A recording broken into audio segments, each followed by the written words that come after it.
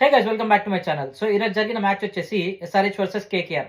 So ఇనిషియల్గా SRH అయితే batting చేసింది.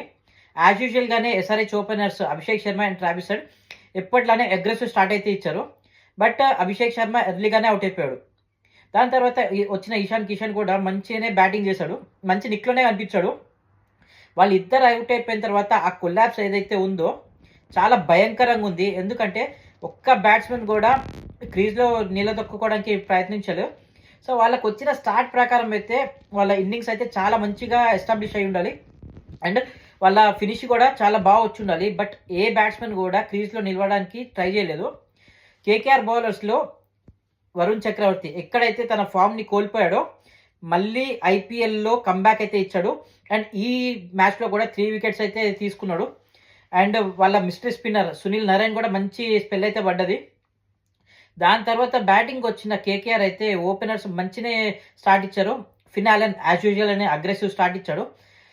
రహానే క్యాప్టెన్సీ ఇన్నింగ్స్ ఆడాడు, కానీ చాలా స్లోగా ఆడాడు. ఇన్నింగ్స్ 120 స్ట్రైక్ రేట్ అంటే చాలా తక్కువ. ఎందుకంటే మోడర్న్ జనరేషన్లో మన ఐపీఎల్ అనేది ఎట్లా అవుతుంది అంటే అందరు ఓపెనర్స్ 200+ స్ట్రైక్ రేట్తో అయితే బ్యాటింగ్ చేస్తున్నారు. బట్ మంచి డీసెంట్ నాక్ అనే చెప్పుకోవచ్చు. లాస్ట్లో రింకు సింగ్ అసలు ఫినిష్ చేసేసాడు. 200 స్ట్రైక్ రేట్తో 11 బాల్స్లో 22 అయితే రన్స్ స్కోర్ చేశాడు. ఎస్ఆర్హెచ్ బౌలర్స్లో Eshan Malinga and captain Pat Cummins అయితే ఎక్స్పెన్సివ్ అయిపోయారు. బట్ వేరే యంగ్స్టర్ సాకిబ్ హుస్సేన్కి మాత్రం చాలా మంచి స్పెల్ పడ్డది. 3 ఓవర్స్లో 17 రన్స్ మాత్రం ఇచ్చాడు. బట్ అంటే మెయిన్ బౌలర్సే ఫెయిల్ అయిన చోట యంగ్స్టర్ అనేది సాకిబ్ హుస్సేన్ క్లిక్ అయ్యాడు. నాకు తెలిసి సాకిబ్ హుస్సేన్కి ముందర మంచి ఫ్యూచర్ అయితే ఉంది. మేబీ త్వరలోనే మనం ఇండియన్ జర్సీస్లో చూడొచ్చు. ఒకవేళ ఎస్ఆర్హెచ్ కనుక టాప్ 2 పొజిషన్స్లో ఫినిష్ చేయాలనుకుంటే నెక్స్ట్ వచ్చే మ్యాచెస్లో కంపల్సరీ గెలవాలి. మరి ఎలా కంబ్యాక్ అయితే ఇస్తారా, లేకపోతే ఎప్పట్లానే స్ట్రగుల్ అవుతారా? ఇప్పటికే ప్లే ఆఫ్ రేస్ అనేది చాలా ఎగ్జైటింగ్గా స్టార్ట్ అయింది. చూద్దాం మరి ఏ టీం ముందుకెళ్తుందో, ఏ టీం అయితే ఇక్కడే ఫినిష్ చేస్తారో.